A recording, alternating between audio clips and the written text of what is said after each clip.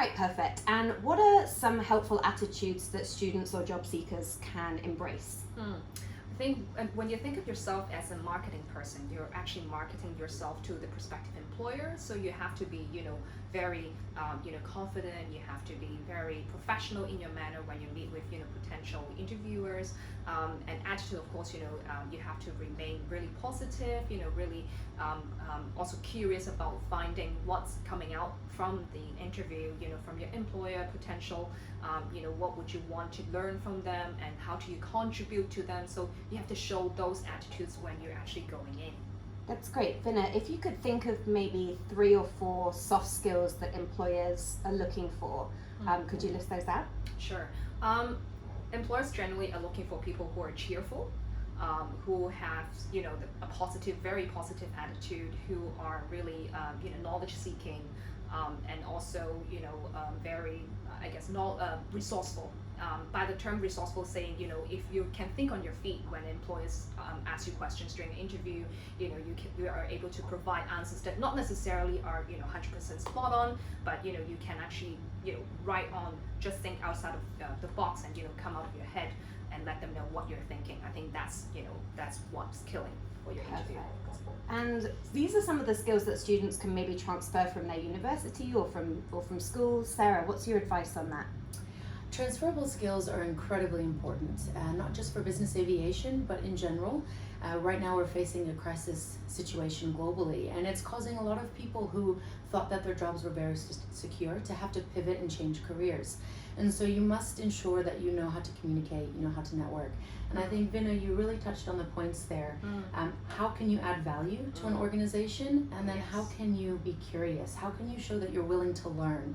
This is one of the most important things, because we often get hired for a job and we grow and we learn and we change into different departments and roles throughout our career. So we must not get stuck on a certain point or area, and we must be willing to learn. So if you have curiosity and you can show that you can add value, and again, business aviation is an extremely dynamic industry. So being able to think on your feet, you may not know the answer now, but if you know where you can get the answer or how to answer with confidence, that will take you very far. Perfect. Before we move on from attitudes to both of you, what would you say to a nervous candidate or a candidate really trying to manage their stress levels around applying for a job? Vinna? Well, I mean, when you apply for jobs, just be bold, remain an open mind. Really, you don't know where, it will take you to the next, job that you will land. So I think, what you need to do is just, apply with confidence, tailor your resume to every job that you apply to, apply the skills that you think are right, just don't think that the position perhaps is too far-fetched for you. Put yourself into the shoes and, think that you can actually do the job and what you can actually offer, and then I think you will do fine. And Sarah?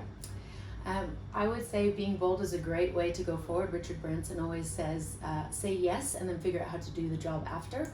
And so this is the thing, if you have the right attitude, we can teach technical skill, but we can't teach attitude. So if you remain positive, that's going to take you very far.